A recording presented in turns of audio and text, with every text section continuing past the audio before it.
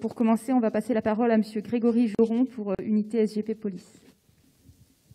Merci, Monsieur le ministre, bonjour, mesdames et messieurs. Donc le recrutement, nous, on est déjà, enfin on le dit, hein, c'est assez rare, mais je pense qu'il faut le noter, on est satisfait de l'axe qui a été pris, ou en tout cas d'une ligne forte qu'on avait, nous, défini dans notre revendicatif sur le recrutement, c'est d'aller chercher les jeunes un peu plus tôt et d'essayer de faire en sorte de renforcer le lien avec l'éducation nationale au travers d'un bac pro. Pourquoi ?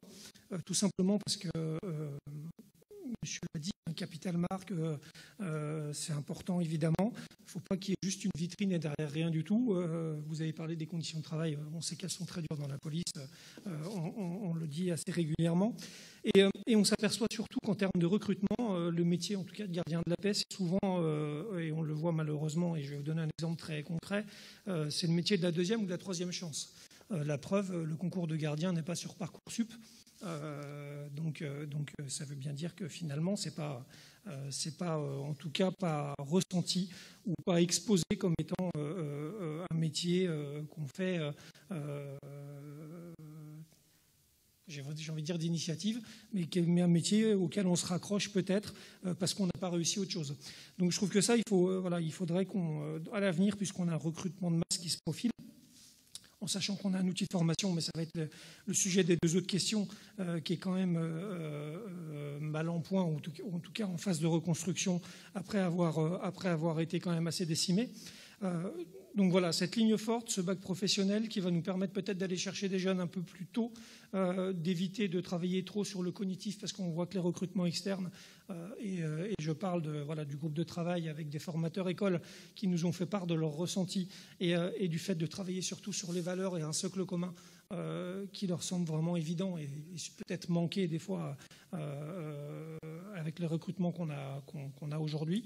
Ça nous semble donc être très intéressant à mettre en place. Évidemment, ça ne va pas être facile puisque ça demande du temps, mais on pense vraiment que nous, c'est une des clés, aller rechercher ces jeunes pour permettre en plus une espèce de formation qui sera un peu plus longue avec un bac professionnel et venir à ce qui a été décliné par le monsieur en Espagne, essayer d'inculquer vraiment, de formater, le mot est fort, mais c'est une réalité, de formater ces jeunes au métier qu'ils vont embrasser, parce que c'est un métier qui est exigeant, mais qui est aussi très noble. Et tout ça, je pense que ça peut être fait au travers de ce chemin-là. Voilà. Merci. Merci beaucoup. Pour Unité SGP Police, M. Grégory Joron.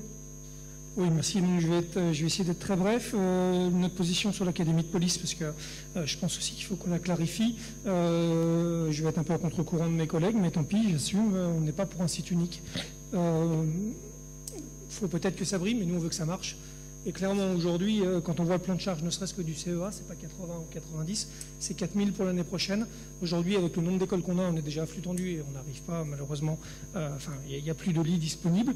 Donc, je rejoins ce qu'avait dit mon camarade de la gendarmerie. Il faudra sûrement peut-être réfléchir à rouvrir des écoles de police qui ont été fermées il y a une dizaine d'années maintenant.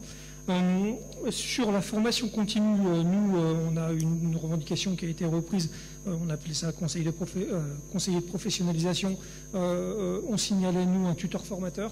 C'est un métier qu'on doit développer, à mon sens, parce qu'il peut avoir plusieurs casquettes, celui de l'accompagnement des jeunes, des adjoints de sécurité. Monsieur le directeur général de la gendarmerie rappelait le rôle essentiel des gendarmes adjoints volontaires, celui des ADS, les tout autant dans la police, ils sont quasiment 15 000. Donc ce tuteur formateur pourrait être en capacité d'accompagner ces jeunes dans leur formation, de les préparer éventuellement évidemment à sauter le pas pour devenir gardien de la paix, mais aussi à accompagner les gardiens de la paix stagiaires et également les fonctionnaires qui changeraient de direction. Ça doit être un métier à part entière, peut-être même le sortir de l'opérationnel et de le raccrocher à la direction de la formation qui doit, à mon avis, prendre tout son sens. Et peut-être aussi, pour être efficace, on devrait, en termes d'école de police, recentrer un peu les efforts et mettre ça sous le sein d'une même direction pour être un peu plus cohérent.